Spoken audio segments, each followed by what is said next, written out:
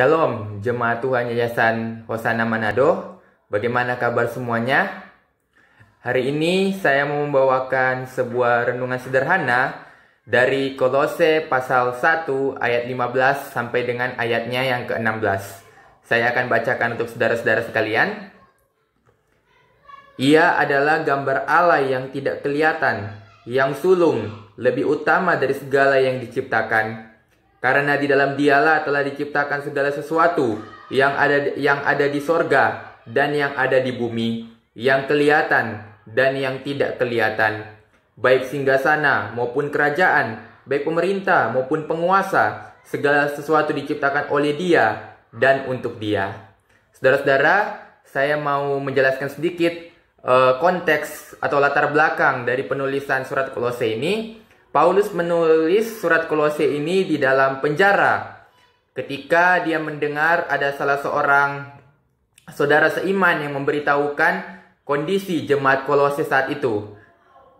Dan Paulus berniat untuk mengirimkan surat kepada jemaat Kolose dengan tujuan supaya jemaat ini tidak jatuh dan kuat dalam menghadapi ajaran sesat. Karena saat itu jemaat Kolose diperhadapkan dengan ajaran sesat yang disebut Gnosticism, atau ajaran yang melihat bahwa tubuh itu atau yang material itu buruk dan roh itu baik.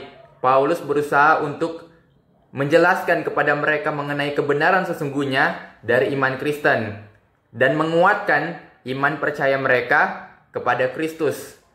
Karena itu Paulus mengirimkan surat Kolose sebagai tanda bahwa ia mengasihi jemaat Kolose. Walaupun memang jemaat Kolose bukanlah jemaat yang dirintis oleh Paulus, tetapi jemaat Kolose adalah jemaat yang dirintis oleh rekannya, yaitu Apolos. Oke saudara, pada ayat 15 yang seperti saya sudah bacakan tadi, ia adalah gambar Allah yang tidak kelihatan, yang sulung. Yang sulung ini bukan berarti Yesus itu adalah ciptaan, tidak. Tetapi yang sulung ini berarti bahwa Yesus adalah Mesias. Itulah yang dipahami oleh orang-orang Ibrani dan Yunani. Karena yang sulung ini bukan mengarah kepada waktu, tetapi mengarah kepada Mesias, yang bicara mengenai Dia yang adalah juru selamat, yang paling dihormati. Jadi Yesus ini adalah juru selamat, dan Mesias ialah yang paling dihormati di antara segala ciptaan. Bukan berarti Dia adalah ciptaan, tidak, tetapi Dia adalah juru selamat yang sangat dihormati. Kemudian pada ayat yang ke-16 saya sudah bacakan tadi untuk saudara-saudara sekalian. Ayat ini mau berbicara bahwa Yesus bukan hanya Mesias dan bukan hanya juru selamat, tetapi Yesus adalah pencipta dan segala sesuatu diciptakan untuk Yesus.